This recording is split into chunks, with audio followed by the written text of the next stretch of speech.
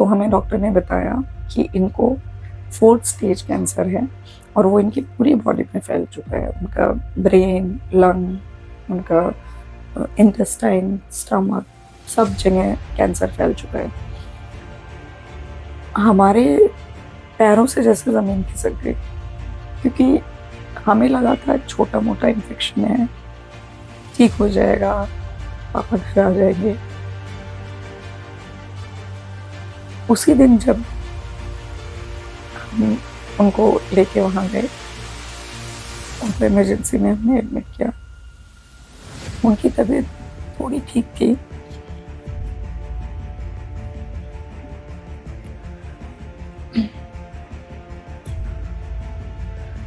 लेकिन बहुत ठीक नहीं थे।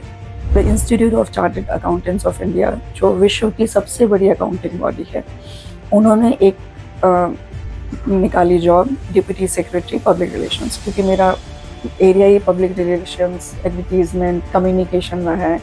तो मैंने वहाँ पे अप्लाई किया और मुझे उम्मीद नहीं थी कि एक संस्था इतनी जल्दी इस चीज़ को एक्ट करेगी, इस चीज़ को इतनी जल्दी एग्जीक्यूट कर देगी। उन्होंने 3-4 महीने के अंदर अंदर इंटरव्यूज़ भी कंडक्ट किए और डिक्लेयर भी कर दिया रिज़ल्ट। वहाँ ज़्यादातर ऐसा मैंने सुना जब मैं वहाँ गई कि यहाँ पे उन्हीं लोगों को लिया जाता है जिनका कोई सोर्स होता है, जिसकी कोई बड़ी जान पहचान होती है। मैं किसी को नहीं जानती थी।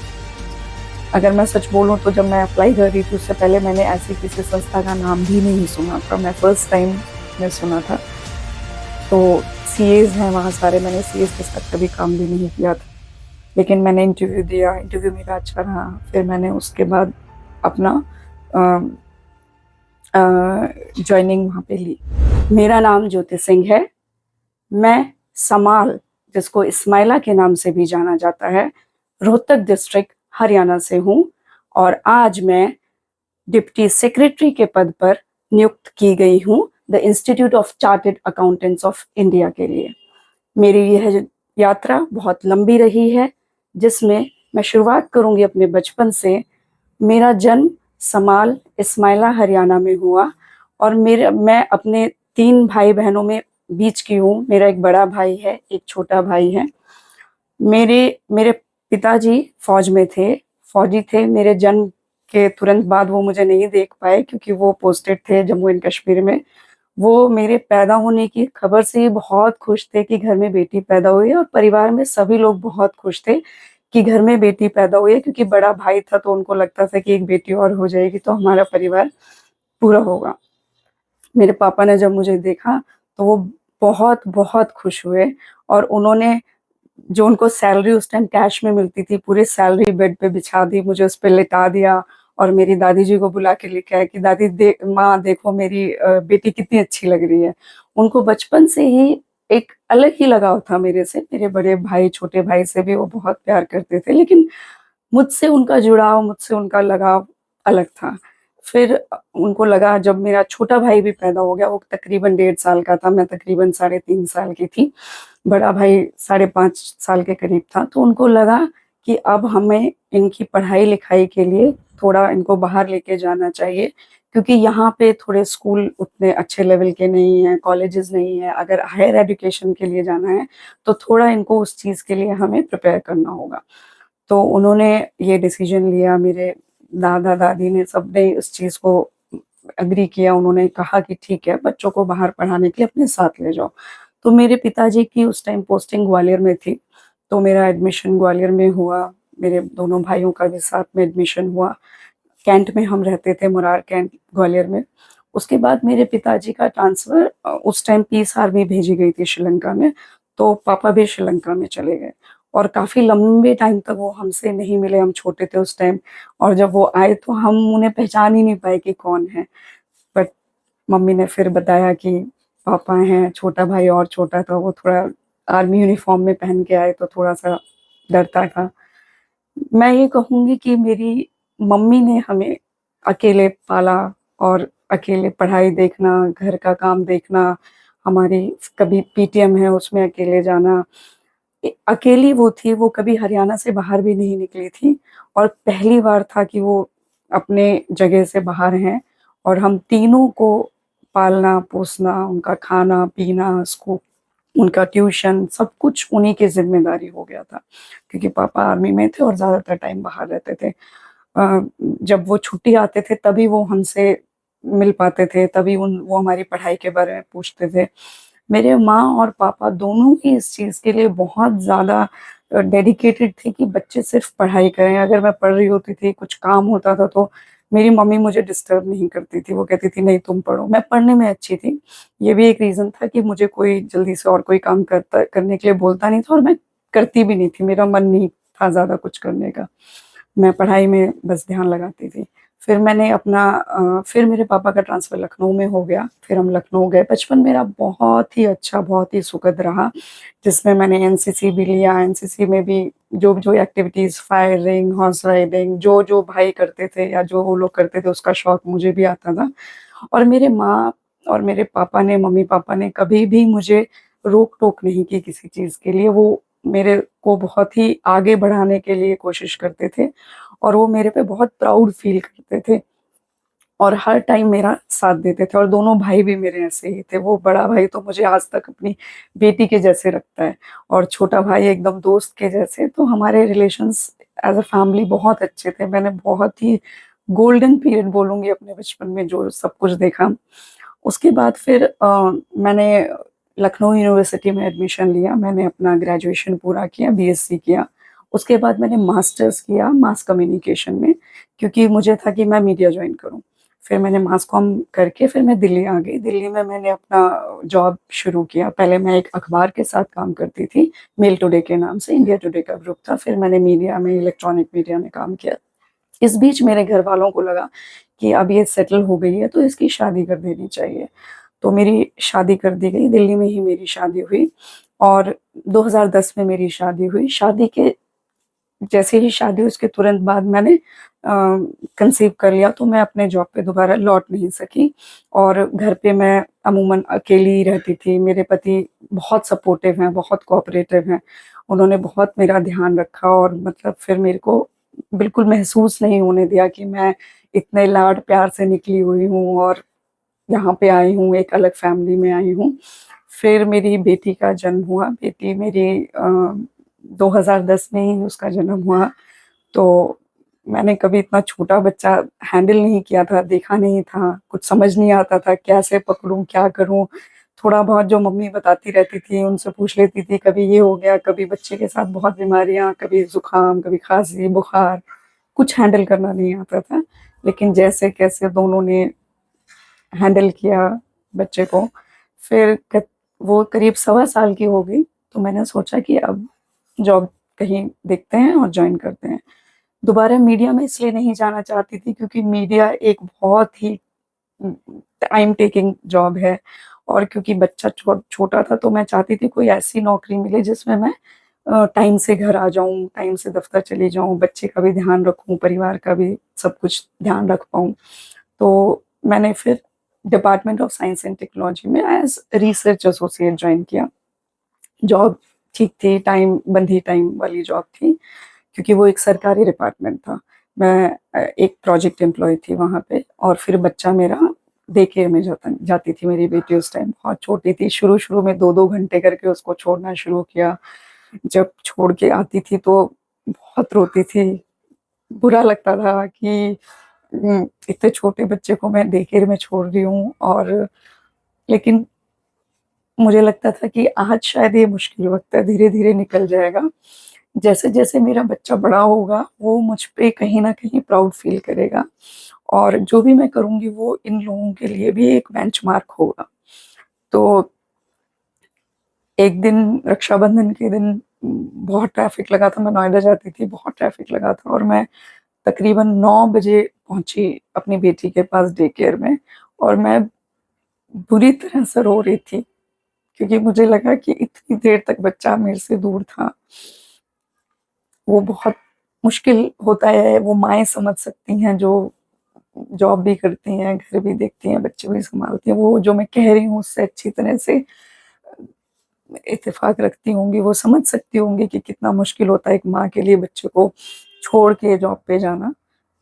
फिर मेरी बेटी तकरीबन 4 साल की थी तो मेरा बेटा हुआ, और बेटा तो 6 महीने का ही था तब से ही वो मैंने उसको डे केयर में भेजा। हालाँकि मुझे अब लगने लगा है, तब तो मैं भी नहीं समझ पाती थी क्योंकि जॉब जॉइन करनी थी और सब चीज़ें थी। अब मैं समझ पाती हूँ कि जो बच्चे बहुत सारे बच्चों के बीच में पल के बड़े होते हैं, वो बहुत ही सेल्फ डिपेंडेंट होते हैं, वो अपने काम अपने आप। मेरे बेटे ने मुझे ज़्यादा तंग नहीं किया, अपना वैसे उसकी बहुत अलग प्रॉब्लम्स है, ये खाना नहीं खाना, ये नहीं, जैसे सब बच्चे करते हैं नखरे। लेकिन हाँ, लिखना सीखना या कोई भी ऐसा काम वो अपने आप करूँगा, अपने आप, क्योंकि वो वहाँ डे केयर में देखता था उससे जो बड़े बच्चे हैं, वो हर चीज़ अपने आप कर रहे हैं, तो शायद वहीं से उसने सीखा मैं अपने आप हर चीज़ करूँगा। फिर मेरे बेटा करीब 3 साढ़े 3 साल का था तब उसको थोड़ी-सी दिक्कत आई उसकी आँखों में, और उस दिक्कत की वज़ह से उसका ऑपरेशन भी हुआ। तब भी मैं जॉब करती थी, उस टाइम मैंने छुट्टी ली, मैं ऑफ़िस से उसकी देख-रेख करना, उसको देखना, दवाइयाँ डालना आँखों में, उसको बहुत सारे प्रिकॉशंस दिए थे डॉक्टर ने, ये नहीं करना, ना नहलाना नहीं, गर्दन से नीचे नहलाना, आँखों में कोई धूल-मिट्टी नहीं जानी चाहिए।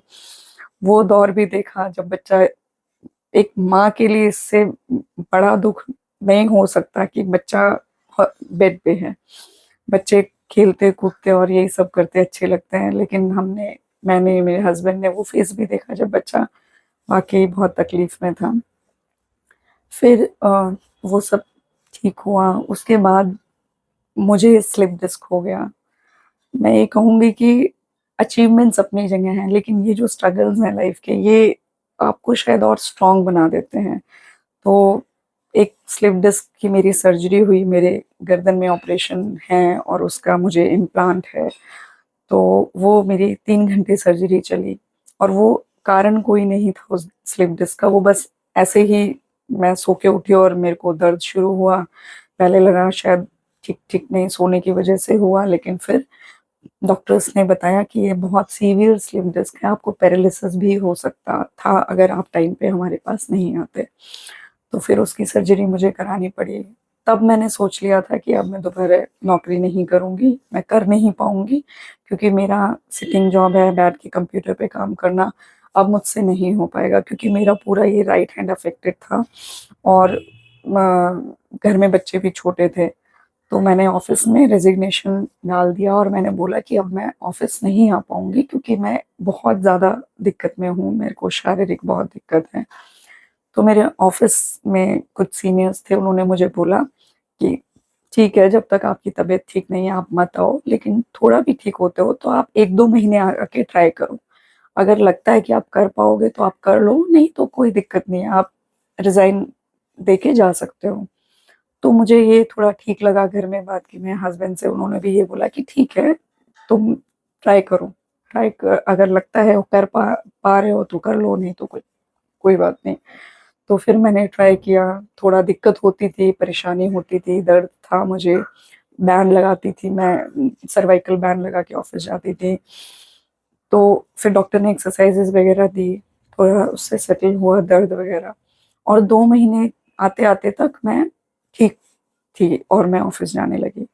फिर उसके बाद वहाँ जिस ऑफ़िस में मैं थी वहाँ पे लोग बहुत सपोर्टिव थे, वहाँ पे भी ये अच्छी बात रही कि कदम-कदम पे बहुत अच्छे लोग मिले, उन्होंने बहुत सपोर्ट किया।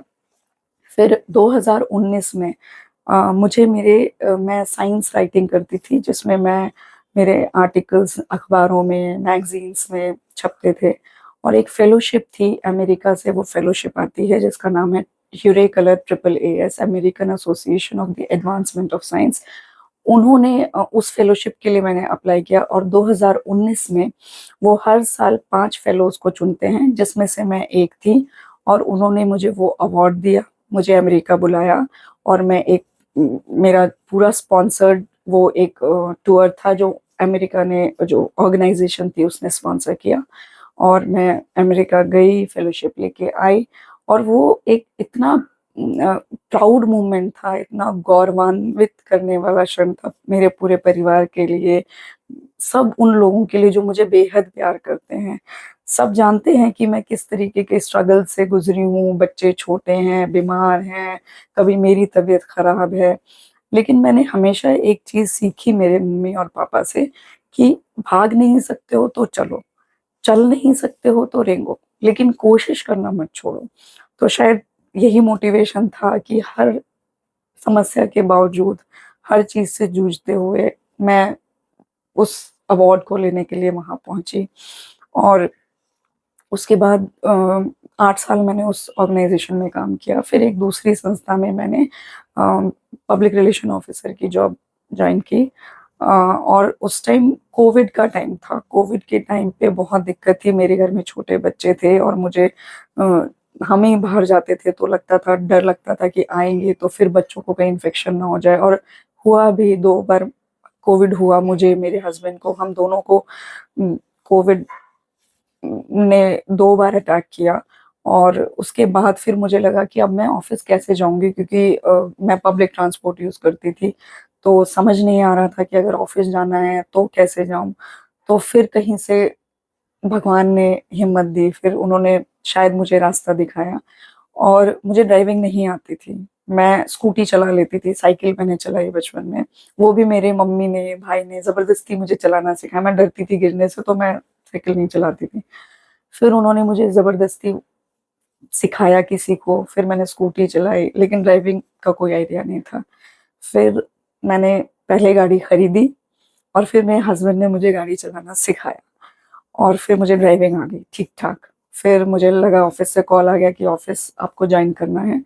तो मुझे लगा, मैं 3 बार मेट्रो मुझे बदलनी पड़ती थी और फिर आगे जाके ऑटो लेना पड़ता था। 2.5 घंटे करीब मुझे जाने के लगते थे और ढाई आने, तो 5 घंटे का ट्रैवल मुझे लगा कि मैं नहीं कर सकती हूँ, मैं गाड़ी लेके जाऊँगी। जैसे-कैसे थोड़ा बहुत, कई बार गाड़ी रुकी बीच में, कई बार ऐसा भी हुआ, किसी ने मदद भी की, तो मैं गाड़ी लेके ऑफ़िस पहुँची। फिर धीरे-धीरे, धीरे-धीरे मैंने ड्राइविंग सीख ली। शुरू-शुरू में बच्चे मेरे गाड़ी में बैठते नहीं थे, डरते थे कि मम्मा आप चलाते हो, गाड़ी बंद हो जाती है। लेकिन अब वो बैठते हैं, उनको विश्वास आ गया। गिरते-पड़ते ही सही, लेकिन मैंने ड्राइविंग भी सीख ली। फिर उसके बाद एक अ, ऐसा दौर आया कि अब बच्चे बड़े हो रहे थे और मुझे लग रहा था कि शायद अब मैं अपने फुल फ्लेज करियर के लिए तैयार हूँ। तो मैंने इधर-उधर थोड़ा अप्लाई करना शुरू किया, क्योंकि मेरी परमानेंट जॉब नहीं थी और मुझे लगता था कि अब इस मैं एज में आ गई हूँ कि मुझे एक परमानेंट स्टेबल जॉब चाहिए। तो the institute of chartered accountants of India, जो विश्व की सबसे बड़ी अकाउंटिंग बॉडी है, उन्होंने एक अ, निकाली job, deputy secretary public relations, क्योंकि मेरा एरिया ही पब्लिक रिलेशंस, एडवर्टाइज़मेंट, कम्युनिकेशन रहा है। तो मैंने वहाँ पे अप्लाई किया और मुझे उम्मीद नहीं थी कि एक संस्था इतनी जल्दी इस चीज़ को एक्ट करेगी, इस चीज़ को इतनी जल्दी एग्ज़ीक्यूट कर देगी। उन्होंने 3-4 महीने के अंदर-अंदर इंटरव्यूज़ भी कंडक्ट किए और डिक्लेयर भी कर दिया रिज़ल्ट। वहाँ ज़्यादातर ऐसा मैंने सुना जब मैं वहाँ गई कि यहाँ पे उन्हीं लोगों को लिया जाता है, जिनका कोई सोर्स होता है, जिसकी कोई बड़ी जान-पहचान होती है। मैंने मैं किसी को नहीं जानती थी। अगर मैं सच बोलूँ तो जब मैं अप्लाई कर रही थी, उससे पहले मैंने ऐसी किसी संस्था का नाम भी नहीं सुना था। मैं फर्स्ट टाइम मैंने सुना था। तो सीएज़ हैं वहाँ सारे, मैंने सीएज़ के साथ कभी काम भी नहीं किया था। लेकिन मैंने इंटरव्यू दिया, इंटरव्यू मेरा अच्छा रहा। फिर मैंने उसके बाद अपना अ जॉइनिंग वहाँ पे ली। तो मैं ये कहूँगी कि सिर्फ़ कोशिश की मैंने, मुझे नहीं पता था कि ये कोशिश कामयाब होगी या फेलियर होगी। लेकिन हाँ, कोशिश की मैंने, जो मैंने सीखा अपने मम्मी-पापा से, अपने भाइयों से, अपने और कलीग से, कि कोशिश करने वालों की हार नहीं होती। फिर मैंने जनवरी 2023 में एज़ डिप्टी सेक्रेटरी जॉइन कर लिया इंस्टीट्यूट को। और उसके बाद मेरे साथ थोड़े हेल्थ प्रॉब्लम्स रहे। फिर मेरे को एक बहुत सीवियर लंग इन्फेक्शन हो गया, जिसके बाद मैं 2024 में ही फरवरी में मुझे हॉस्पिटल में दाखिल होना पड़ा। और उस दिन हमारा, मेरी जो कमिटी मैं रन करती हूँ, उसकी एक बहुत बड़ी मीटिंग थी और वो मीटिंग से 1 हफ्ते पहले से ही मेरी तबीयत ख़राब हो चुकी थी। मुझे बहुत ज़्यादा खाँसी, बहुत ज़्यादा बुखार और बहुत ज़्यादा दिक्कतें थी, बॉडी पेन। लेकिन मैं नेबुलाइज़र लेके ऑफ़िस में जाती थी, क्योंकि मेरे को डॉक्टर ने बोला था 3 बार नेबुलाइज़ करना है। घर में कर लेती थी 1 बार, फिर दोपहर के लिए ऑफिस में नेबुलाइजर लेके जाती थी, वहाँ पे अपने आप को नेबुलाइज करके और फिर काम करती थी। मेरी हालत बिल्कुल ख़राब थी, लेकिन मुझे पता था कि एक बहुत बड़ा ज़िम्मेदारी है मेरे कंधों पे और बीइंग एचओडी आपको वहाँ खड़े रहना पड़ता है, तो मैं खड़ी थी वहाँ पे। और जब वो मीटिंग ख़त्म हो गई, मैं घर वापस आई तो तकरीबन रात के 11 बजे थे और मेरी तबीयत बहुत ज़्यादा ख़राब हो गई। फिर मेरे पति ने बोला कि ये तो अब घर में ठीक नहीं होगा, मुझे लग रहा है हॉस्पिटल चलना पड़ेगा। और वो हॉस्पिटल में मैं गई, मुझे एडमिट होना पड़ा। रात को 1:30 बजे उन्होंने मुझे बोला कि आपका लंग इन्फेक्शन बहुत ज़्यादा है और आपको एडमिट होना पड़ेगा। बच्चों के साथ, घर के कामों के साथ, ऑफिस के कामों के साथ बहुत मुश्किल होता है ये सब कि अगर आपकी हेल्थ खराब हो जाए। खैर मैं एडमिट हुई, धीरे-धीरे ठीक हुई, फिर ऑफिस मैंने दोबारा जॉइन किया। उसके बाद जुलाई में अ, कुछ ऐसा हुआ जिसका हमने किसी ने अंदाज़ा भी नहीं लगाया था। हमने सोचा भी नहीं था कि ये चीज़ हमारे साथ ऐसे हो जाएगी। मेरे पापा जो एकदम फिट थे, आर्मी में थे, वो आर्मी से रिटायर थे, एकदम ना कोई डायबिटीज़, ना कोई शुगर, ना कोई कोई दिक्कत नहीं उनको। और हमें एकदम से पता चला कि उनके लंग में कुछ बहुत सीवियर इन्फेक्शन है और डॉक्टर्स को लगा कि शायद वो कैंसर है। हमने उन्हें आरएनआर हॉस्पिटल धौला कुआं में एडमिट कराया, वहाँ उनके सारे टेस्ट चलते रहे। क्योंकि वो आर्मी हॉस्पिटल था तो हम दिन में उनसे नहीं मिल सकते थे, मिलने का समय सिर्फ शाम का था। तो हम शाम को जाते थे मिलने के लिए जब उनसे, तो वो उनसे पूछते थे कि पापा ये रिपोर्ट का क्या हुआ, वो रिपोर्ट का क्या हुआ, क्योंकि उस टाइम डॉक्टर्स अवेलेबल नहीं होते थे। तो वो बोल देते थे कि हाँ ठीक है, या रिपोर्ट आई नहीं है। 10 दिन वो एडमिट रहे, फिर उनको डॉक्टर्स ने डिस्चार्ज किया बोल के कि कुछ रिपोर्टें अभी आनी बाकी हैं, तो आप बाद में आना, 5 तारीख 5 जुलाई को आना।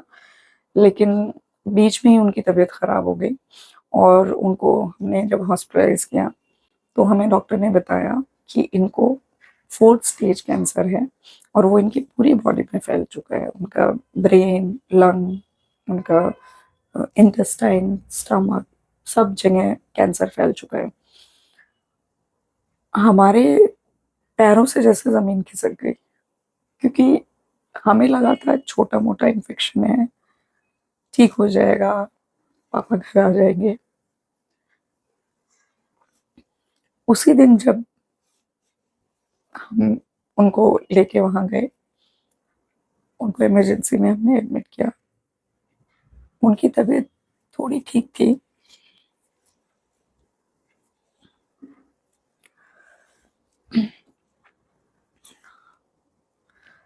लेकिन बहुत ठीक नहीं थे।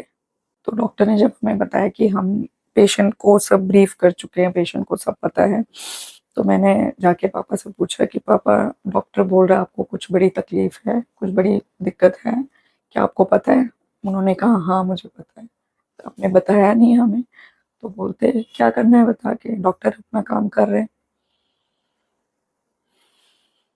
मुझे ये तो पता था कि मैं एक फौजी की बेटी हूँ, बहुत ब्रेव मम्मी पापा की बेटी हूँ, लेकिन मुझे ये नहीं पता था कि वो इतने ब्रेव हैं, वो इतने निडर हैं कि इतनी बड़ी बीमारी से भी घबराए नहीं, उन्होंने किसी को कुछ नहीं बताया।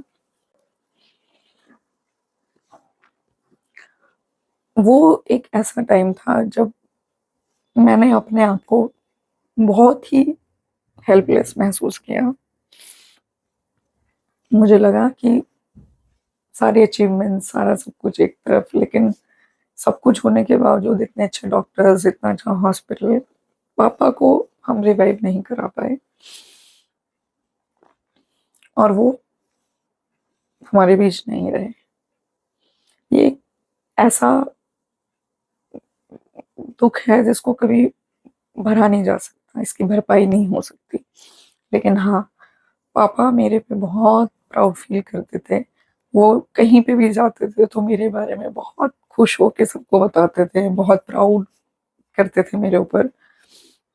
तो अब मुझे ऐसा लगता है कि जो वो मुझ पे प्राउड फ़ील करते थे, अब मैं और जी-जान से आगे बढ़ूँ और हिम्मत से और मेहनत से आगे बढ़ूँ और जो-जो कर सकती हूँ, अभी क्योंकि बहुत कुछ करना बाकी है। अभी तो नापी है मुट्ठी भर ज़मीन, अभी तो सारा आसमान बाकी है।